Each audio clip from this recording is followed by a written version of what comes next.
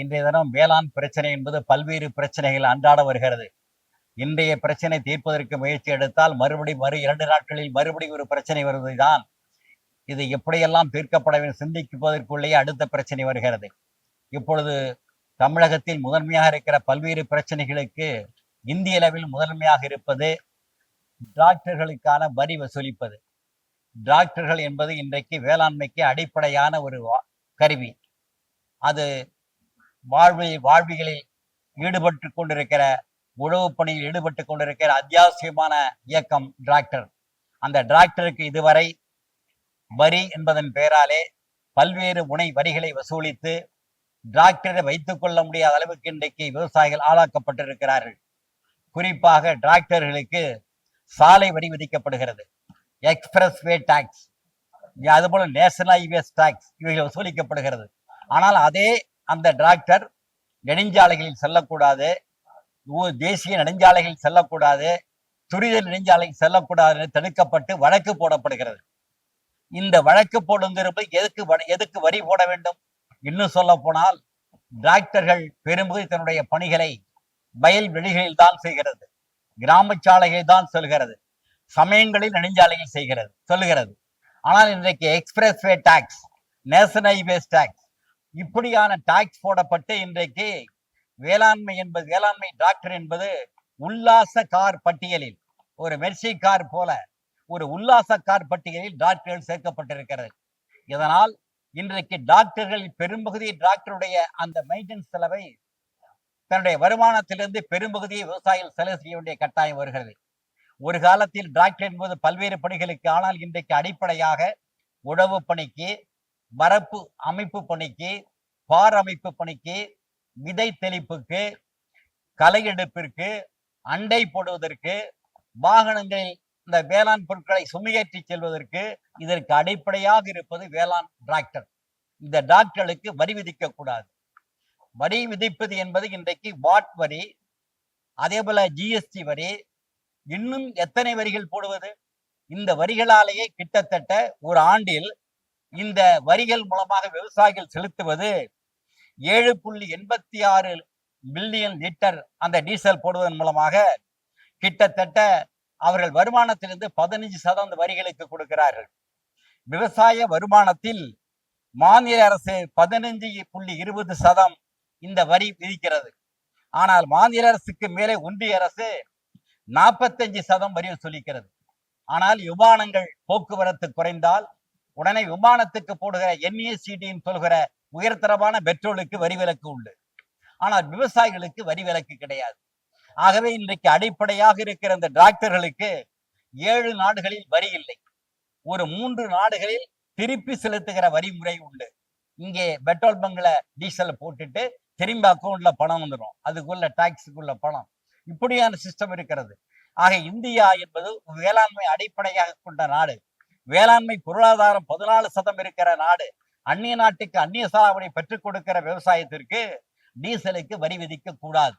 ஆகவே டீசலுக்கு வரி விதிக்க கூடாது. டீசல் என்பது வேளாண்மை கருவிகளில் ஒரு பட்டியல். வேளாண்மை கருவிகள் பட்டியலில் சேர்த்து இந்த வரிகளில் இருந்து டாக்ஸ் வந்து ரிலாக்சேஷன் கொடுக்க வேண்டும் என்பதை வலியுறுத்தி வருகிற 8ஆம் தேதி என்று தமிழகத்தில் தான் அந்த இயக்கத்தை முதலில் நாங்கள் தொடங்கியிருக்கிறோம். அகில இந்திய அளவில் இயக்கத்தை திட்டமிட்டாலும் கூட தமிழகத்தில் தான் முதலில் 8ஆம் தேதி என்று மாண்புமிகு பிரதமருக்கு, மாண்புமிகு தமிழக முதல்வருக்கு மாவட்ட ஆட்சியர் மூலம் மனுக்கள் கொடுக்கிற போராட்டம். அதை தொடர்ந்து அடுத்து மாநில குழு கூடி தமிழ்நாடு முழுவதும் ஒரு மிகப்பெரிய டிராக்டர் போராட்டத்தை நடத்துவதற்கு தமிழ்நாடு விவசாய சங்கம் திட்டமிட்டிருக்கிறது. அதுபோல இன்றைக்கு இருக்கிற மிகப்பெரிய பிரச்சனை வேளாண் கடன் தள்ளுபடி. அதை பற்றி பலவிதமான கருத்துக்கள் சொல்லப்படுகிறது. எப்பொழுதுமே 5 ஆண்டுகளுக்கு ஒருமுறை வருகிற அரசு 5 ஆண்டுகள் ஏற்பட்ட இயற்கை பேரிடர்களில் பாதிக்கப்பட்டிருக்கிற விவசாயிகளுக்கு அவர்களை துன்பத்திலிருந்து, துயரத்திலிருந்து விடுவிக்க கடன் தள்ளுபடி என்பது வேளாண் கடன் தள்ளுபடி உண்டு. அந்த முறையிலே தான் அரசியல் கட்சிகள் அத்தனையும் தன்னுடைய தேர்தல் வாக்குறுதிகளை கொடுத்தார்கள். இன்றைக்கு ஆட்சி அமைத்திருக்கிற தாவேகாவும் நாங்கள் ஆட்சிக்கு வந்தால் சிறு குறு விவசாயிகள் கடன் முழுவதும் தள்ளுபடி, இதர விவசாயிகளுக்கு 50% கடனில் தள்ளுபடி என்று அறிவித்தார்கள். அதுக்குள்ளே சூசக அறிவிப்பு ஒன்று இருக்கிறது. இன்றைக்கு கடன் தள்ளுபடிக்கு அவர்கள் அறிவித்திருக்கிற சலுகையை பார்க்கிற பொழுதுதான் அது தெரியும். சென்றாண்டு வாங்கியிருக்கிற கடனில் தான் 50% தள்ளுபடி. நான் அப்படித்தான் சொன்னேன் என்று அமைச்சர் கூறுகிறார். ஆனால் ஒவ்வொரு அரசும் கடன் தள்ளுபடி சொல்லுகிற பொழுது கடந்த ஆண்டுகள் நிலுவையில் இருக்கிற அத்தனை கடனையும் சேர்த்துத்தான் சொல்லுவார்கள். ஆனால் இவர் கடந்த ஆண்டு வாங்குகிற கடனை மட்டும் சொல்கிறார். அது கூட அவர்கள் அறிவித்தது சிறு குறு விவசாயிகளுக்கு முழு தள்ளுபடி. ஆனால் இன்றைக்கு என்ன? பணத்தின் அளவில் தள்ளுபடி. இதுவரை நிலத்தின் அளவில் தள்ளுபடி நடக்கும், அரசாங்கம் அறிவிக்கும். இப்பொழுது பணத்தின் அடிப்படையில் இது எப்படி சிறு விவசாயிகளுக்கும் பயன் இல்லை. சிறு குறு விவசாயிகள் என்றால் 2.5 ஏக்கருக்கு உள்ளே 2.5 ஏக்கருக்கு உள்ளே இருந்தால் சிறு குறு விவசாயிகள். அவர்களுக்கு கடன் வாங்க போவதில்லை, வாங்க போனாலும் கிடைப்பதில்லை. ஏனென்றால் கூட்டுறவு வங்கியிலே அந்த வங்கியின் எல்லைக்குள்ளே ஒரு 20,000 ஹெக்டர் பரப்பளவு இருக்கிறது என்றால் அரசாங்கம் ஒதுக்கீடு செய்கிற தொகை 10,000 ஹெக்டருக்கு மட்டுமே, சரிபாதி மட்டுமே.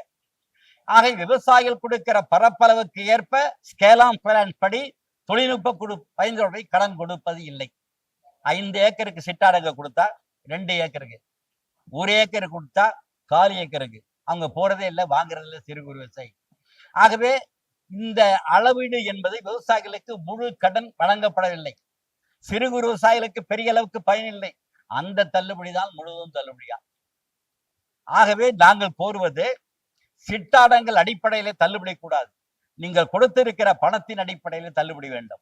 ஸ்கேல் ஆஃப் ஃபைனான்ஸ் படி 1 ஏக்கருக்கு 35,000 ரூபாய் கடன் கொடுக்கணும். 5 ஏக்கருக்கு கடன் கொடுத்தா 1,75,000 கொடுக்கணும். ஆனா கொடுப்பது 2 ஏக்கருக்கு 70,000 ரூபாய். நீங்கள் தள்ளுபடி என்று சொன்னால் அவர் பெரிய விவசாயி பட்டியலில் வருகிறார். நிலத்தின் அளவை பார்க்க பொழுது கடன் கொடுக்கிற அளவை பார்க்கிறப்ப சிறு விவசாயி பட்டியலில் வருகிறார்.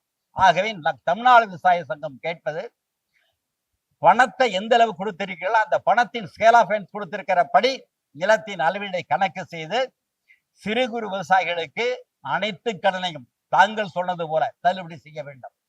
இதர விவசாயிகளுக்கு 50%. இன்றைக்கு சொல்கிறார் ரிசர்வ் பேங்குடைய கைட்லைன். இதற்கு முன்னால் மாநில அரசுகள் கடன் தள்ளுபடி செய்தால் 5 ஆண்டு தவணையிலேயே திருப்பி செலுத்தலாம் ரிசர்வ் பேங்குடைய ஹெட்டுக்கு. இப்ப ரிசர்வ் பேங்குடைய ஆர்டர் என்ன?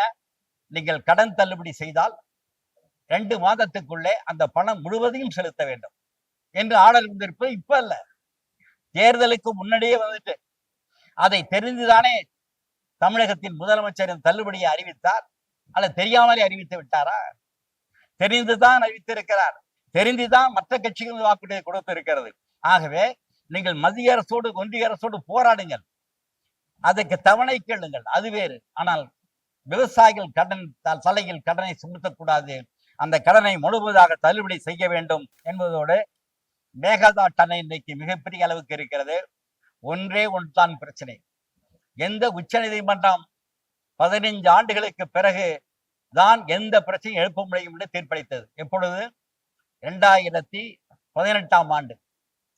இடைக்கால தீர்ப்பை மேற்க மறுத்தது கர்நாடகம், இறுதி தீர்ப்பை மேற்க மறுத்தது கர்நாடகம். அதற்கு பிறகு நடுவு மன்றத்தின் தீர்ப்பை ஏற்காது கர்நாடக அரசு தான் கடைசியாக உச்ச நீதிமன்றத்தில் போய் முறையிட்டது. உச்ச நீதிமன்றம் வெறுப்பின் எல்லைக்கே போய் தீர்ப்பளித்தது. எத்தனை வழக்காடுவது, எத்தனை தடவை வழக்காடுவது, எத்தனை ஆண்டுகள் போராடுவதற்காக? ஆகவே இது இறுதி தீர்ப்பு. இந்த தீர்ப்புக்கு பிறகு 15 ஆண்டுகள் வரை மேல்முறையீடு கிடையாது. புதிய கட்டுமானம் செய்யக்கூடாது, பாசன விரிவாக்கம் செய்யக்கூடாது என்று ஆணையிட்டு ஒரு தீர்ப்பை அளித்துவதும் அந்த உச்ச நீதிமன்றம் தான். அதே உச்ச நீதிமன்றம் இப்பொழுது வந்திருக்கிற நீதிபதிகள் மறு ஆய்வுக்கு எடுத்துக்கொண்டு ஒரு புதிய திசை வழியை கர்நாடகத்துக்கு காட்டி மேகதாதனை கட்டுவதற்கு விரிவான அறிக்கையை ஒன்றிய அரசிடம் கொடுங்கள் என்று சொன்னால், இந்த நீதிபதிகள் பழைய தீர்ப்பை படித்தார்களா? தீர்ப்பை பற்றி என்ன சொல்கிறார்கள்? இதே நீதிமன்றம் 15 ஆண்டுகளுக்குள் முறையிடக்கூடாது என்கிறது. அதே நீதிமன்றம் நீங்கள் கட்டுமானத்தை தொடங்குங்கள் என்றால் யார் பாதுகாப்பது? கடந்த ஆண்டுகளில் 50 ஆண்டுகளாக உச்ச நீதிமன்றம் தான் தமிழகத்துக்கு குறைந்தபட்ச தண்ணீரை வழங்கி கொண்டிருக்கிறது. ஆனால் இன்றைக்கு அதற்கு மாறாக தன்னுடைய தீர்ப்பை வழங்கி உச்ச நீதிமன்றத்தில் இன்னைக்கு கர்நாடகத்தில் பொறுப்பு வந்திருக்கிற சிவகுமார் அவர்கள் இரட்டை மகிழ்ச்சியிலே வெடிக்கிறார், வானவேடிக்கை நடத்துகிறார், பூமி பூஜை நடத்துகிறார், அலுவலகம் திறக்கிறார், விரிவான அறிக்கை தாக்கல் செய்ய போகிறோம் என்று சொல்கிறார் என்றால் இதை ஏற்றுக்கொள்ள முடியாது. இந்திய இறையாண்மை ஒருமைப்பாடு பாதுகாக்கப்பட வேண்டும் என்றால் ஒன்றிய அரசு நிதானமாக செயல்பட வேண்டும். ஒன்றிய நீர்வளத்துறை அனுமதி கொடுக்க கூடாது. தமிழ்நாடு அரசு அனைத்து கட்சி கூட்டத்தை நடத்த வேண்டும். நடத்தி ஒத்த கருத்தோடு ஒன்றிய நீர்வளத்துறை ஆணையரை, அமைச்சரை சந்திப்பதற்கான முயற்சி எடுக்க வேண்டும். மறு சாசன பெஞ்சு, அரசியல் சாசன பெஞ்சுக்கு அப்பீல் செய்ய வேண்டும் என்று நாங்கள் கேட்டுக்கொண்ட கடமைப்பட்டிருக்கிறோம். உரம் என்பது இன்றைக்கு தட்டுப்பாடாக இருக்கிறது. அதுக்கு ஒரே காரணம் ஈரானில் ஏற்பட்ட ஈரானுக்கு அமெரிக்காவுக்கு யுத்தத்தின் காரணமாக தட்டுப்பாடு என்று சொல்கிறார்கள். இது எப்படி என்று தெரியவில்லை. இருக்கலாம், இன்னைக்கு ரா மெட்டீரியல் வரல, இறக்குமதிக்கார காம்ப்ளெக்ஸ் டிஏபி வரல. ஆனால் யூரியா தயாரிப்புக்கு என்ன பிரச்சனை? யூரியா இந்தியாவில் தயாரிக்குது, ஏன் இன்னைக்கு இறக்குமதி பண்ணணும்? இறக்குமதி ஆகிறதுல ஹேர்மஸ் நதி நீர் அதுக்கு இதுல சந்தியில நிக்குதுன்னு சொல்றீங்க. எந்த விலையாக இருந்தாலும் இந்த குருவை என்பது மட்டுமல்ல, சம்பா கால்நடை பருவத்திற்கு தேவையான அனைத்து வகையான பயிருக்கும் தேவையான உரங்களை ஒன்றிய அரசு தட்டுப்பாடின்றி வழங்க வேண்டும். விலை ஏறினால் அதற்குரிய மானியத்தை நீங்கள் ஈடு செய்து கொள்ளுங்கள். எங்களுக்கு மானியம் வேண்டாம், உரம் பழைய விலையில் வழங்கப்பட வேண்டும். விலையேற்றத்தை அரசாங்கம், ஒன்றிய அரசாங்கம் ஏற்றுக்கொள்ள வேண்டும் என்பதுதான் எங்களுடைய கருத்து. இன்னைக்கு தினசரி பத்திரிகையில நமது பாரதிய ஜனதா கட்சியினுடைய தலைவர் நயினா நாகேந்திரன் நீண்ட ஒரு விளக்கத்தை கொடுத்திருக்கிறார் விவசாயிகளுக்கு. விவசாய கடன் தள்ளுபடி இல்லை, வருந்துகிறாராம். தள்ளுபடி என்பதை வருந்துகிறேன். 71,000 கோடி கடன் தள்ளுபடி ஒன்றிய அரசு அறிவித்திருக்கிறது. இதுவரை பாஜக அரசு ஒன்றிய அரசு கடன் தள்ளுபடி செய்திருக்கிறதா? காங்கிரஸ் அரசு 71,000 கோடி தள்ளுபடி செய்திருக்கிறது. ஆனால் இன்று வரை ஒன்றிய அரசு பயிர்க்கடன் தள்ளுபடி செய்யவில்லை. ஆனால் அவர்கள் மாநில அரசுக்கு அறிவுரை வழங்குகிறார்கள். இன்னொன்று, மாநில அரசு காலந்தாழ்த்துவது வருத்தப்படுகிறாராம். இன்றைக்கு என்ன நிலை? நெல்லுக்கு 3,500 ரூபாய் குவிண்டால், குவிண்டாலுக்கு 3,500 ஊக்கத்தொகை கொடுக்கணும் சரி என்று நயினா நாகேந்திரன் சொல்கிறார். ஊக்கத்தொகையே 3,500, கரும்புக்கு 4,000 கேட்கிறார். இன்னைக்கு பத்திரிகையில விலையே ஒன்றிய அரசு கொடுக்க மறுக்கிறது. நீண்ட நெடிய போராட்டம் இந்தியா முழுவதும் 714 பேர் இறந்தார்கள். இந்தியா முழுவதும் நீண்டதொரு போராட்டம். அந்த போராட்டத்தில் ஏற்கப்பட்ட கோரிக்கை இன்று வரை நிறைவேற்றி இருக்கிறாரா? தன்னுடைய கோரிக்கை நிறைவேற்றாமலே இருக்கிற அந்த பாஜக தலைவர். ஆனால் பாஜகவின் தமிழக தலைவர் சொல்லுகிறார், மாநில அரசு ஊக்கத்தொகை 4,000 கொடுக்க வேண்டுமா? இது பொருத்தமான ஒரு குற்றே அல்ல. மாநில அரசு உரியபடி சிஐபிசி விலை கொடுக்கவில்லை. அதை கேட்க தயாராக இல்லாத மாநில தலைவர் தமிழ்நாடு அரசுக்கு சம்பந்தம் இல்லாமல் ஒரு வக்காலத்து வாங்குகிறார். தமிழ்நாடு அரசு ஊக்கத்தொகை கொடுக்கிறது. இந்த ஊக்கத்தொகை நிறுத்த சொல்வதே உங்களுடைய அமைச்சர் தானே. நிதி அமைச்சர் நிர்மலா சீதாராமன் என்ன சொல்கிறார்? எந்த முதலமைச்சரும் நாங்கள் நிர்ணயிக்கிற விலைக்கு, வேளாண் விளைபொருளுக்கான விலைக்கு மேலாக நீங்கள் ஊக்கத்தொகை என்பதன் பெயராலோ வேறு பெயராலோ கூடுதல் விலை கொடுக்க கூடாது உத்தரவிட்டாரா இல்லையா? அதை எதிர்த்து நம்ம தமிழகத்தினுடைய பழைய முதல்வர் பேசுகிற பொழுது, நான் உங்களுக்கு மட்டுமல்ல இந்திய மாநில அனைத்துக்கும் நான் அனுப்பியிருக்கிறேன் என்று சொல்ல. என்ன காரணம்? நெல் உற்பத்தி எங்களுக்கு போதுமானது இருக்கிறது, ஆகவே உற்பத்தி குறைந்தாலும் பரவாயில்லை, ஊக்கத்தொகை கொடுக்க கூடாது நிர்மலா சீதாராமன் சொல்கிறார். இங்க இருக்கிற நயினா நாகேந்திரன் அதை கண்டிக்கவில்லை, கேட்கவில்லை. மாநில அரசை குறை சொல்கிறார். ஆகவே இதெல்லாம் மக்களை ஏமாற்றுகிற செயல். நான் மாநில தலைவரை கேட்டுக்கொள்கிறேன், நெல்லுக்கு உரிய விலை ஒப்புக்கொண்ட அடிப்படையில், ஒன்றிய பிரதமர் ஏற்றுக்கொண்ட அடிப்படையில C250 படி விலையை அறிவிக்க வேண்டும் ஒன்றிய அரசு. அதற்கு நீங்கள் பேசுங்கள். அதை விடுத்து வேறு பிரச்சனைகளை பேசி திசை திருப்ப வேண்டாம் என்பதை நான் கேட்டுக்கொள்கிறோம். 8ஆம் தேதி என்று தமிழ்நாடு முழுவதும் அனைத்து மாவட்ட ஆட்சியர்கள் மூலமாக ஒன்றிய பிரதமருக்கும் தமிழ்நாடு முதல்வருக்கும் மனுக்கள் கொடுக்கிறோம். அதற்கு பிறகு 8ஆம் தேதி அன்று கூடி அடுத்த கட்ட போராட்டத்தை அறிவிக்க போகிறோம். அது அனைவரும் டிராக்டர் பேரணியாக நடத்துவதற்கு வாய்ப்பு இருக்கிறது தமிழ்நாடு முழுவதும்.